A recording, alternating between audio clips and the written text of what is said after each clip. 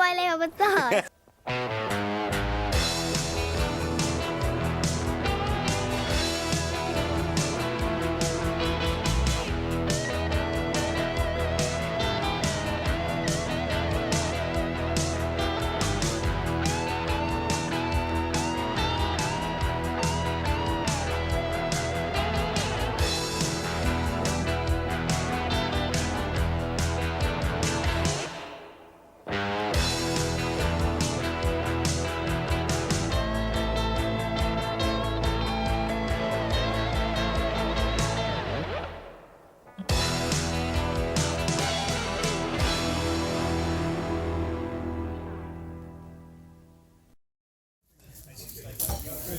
Slenderslam! It's that time again, Slenderslam. Now, I will start by saying this morning I got a fax on my fax machine from the Waterloo Wrestling Federation saying because we had so few people turning up today, I've got to really pad the show out. So do you know what? I'm a professional and I can do anything that I'm asked. So that's exactly what I'll be doing. So, thank you in the back there. So if you will bear with me, I'd just like to start off with a slightly different tone. And I will make a statement. Slenderslam saved my life. You know? What was that? How did it save your life, Mitch Sizemore? Good question. What was that? Please tell us more about that really interesting story, Mitch Sizemore. Well, let me say first of all, if you really want to know all about that story, you can read it in my book, Size Matters. It is also coming out as an audio book, and the first 30 pages are narrated by Malcolm McDowell from Clockwork Orange. Wow. Yeah? That's a big deal. Then we had a bit of a contract disagreement, and the last 290 pages are narrated by John Barrowman because we managed to get him really cheap for some reason. So that will tell you all you need to know. But let me just share with you why Slenderslam saved my life. Let's wind the clock back, 15 years ago. I was in Tijuana and I was in a bit of trouble.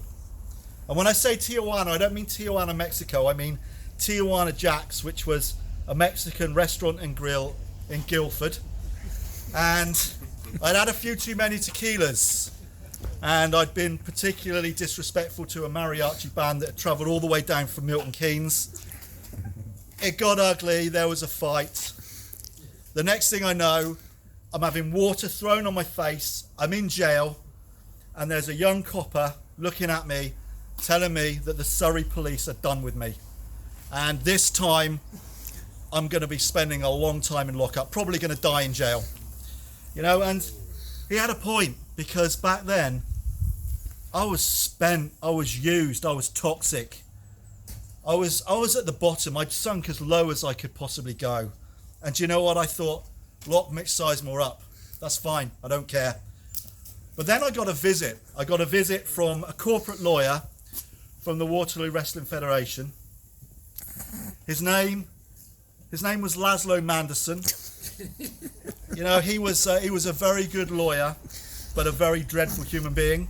And interestingly enough, 2 years later, he was killed by an angry mob in Minsk after date raping a pregnant tiger in a nature reserve. Who does that?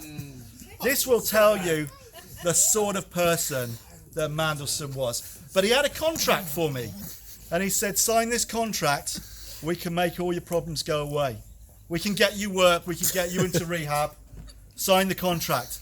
What else was I going to do? I had nowhere else to go. I had no friends. No network executives believed in Mitch Sizemore back then.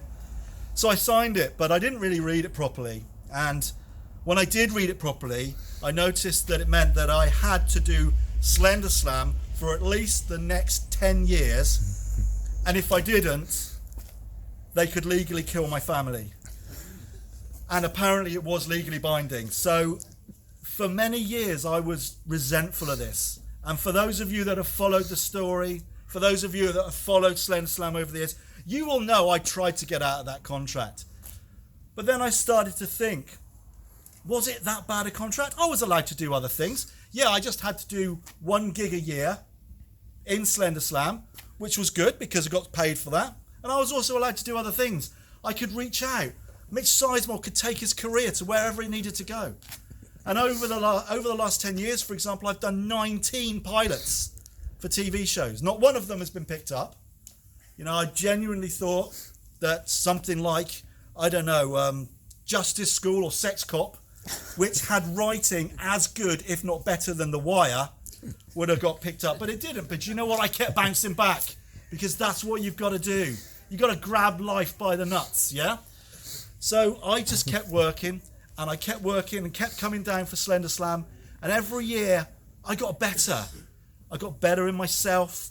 I felt better. My career got better. I got Jizzle Jazz, you know, the great Jizzle Jazz, which you can still hear. It is on a digital channel now, but you can still hear it. So it all started to work out, and all of this is because of Slenderslam. But one thing made the difference. And about 10 years ago, I did an interview at Slenderslam, and that interview was with Jimmy Hart. And you know, that is now a legendary interview.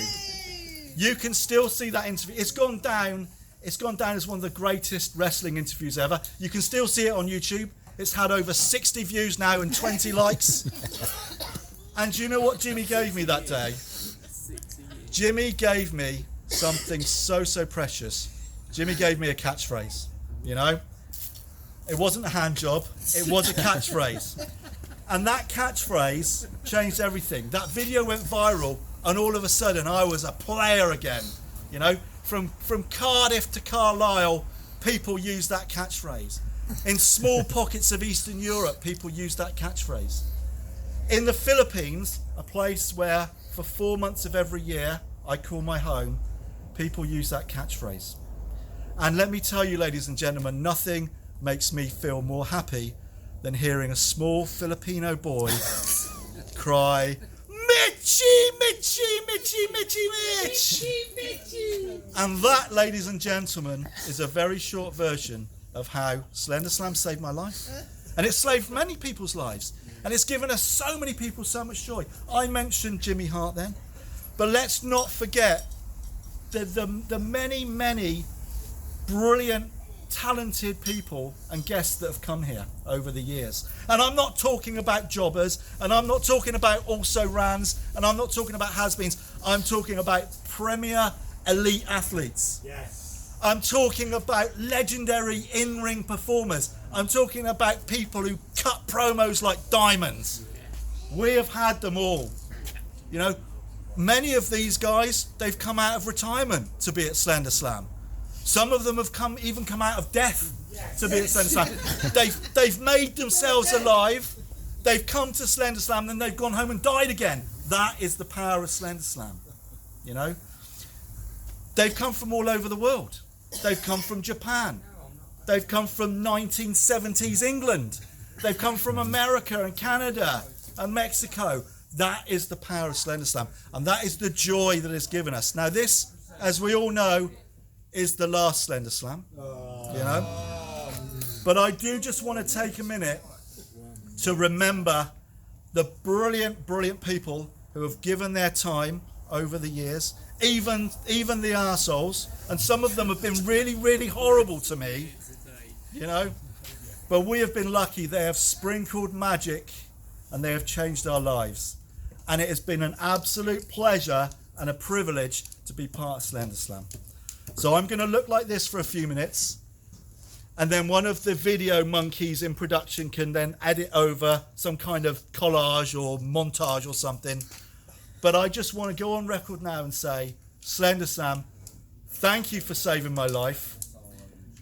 And it's not over quite yet. We've got a show for you today, haven't we? You know? So we'll be back right after these words from our sponsors. I do need to point out that Henderson's Relish is not one of our sponsors and has nothing to do with Slenderslam and wants nothing to do with Slenderslam. But after this, we'll be right back with more Slenderslam talent!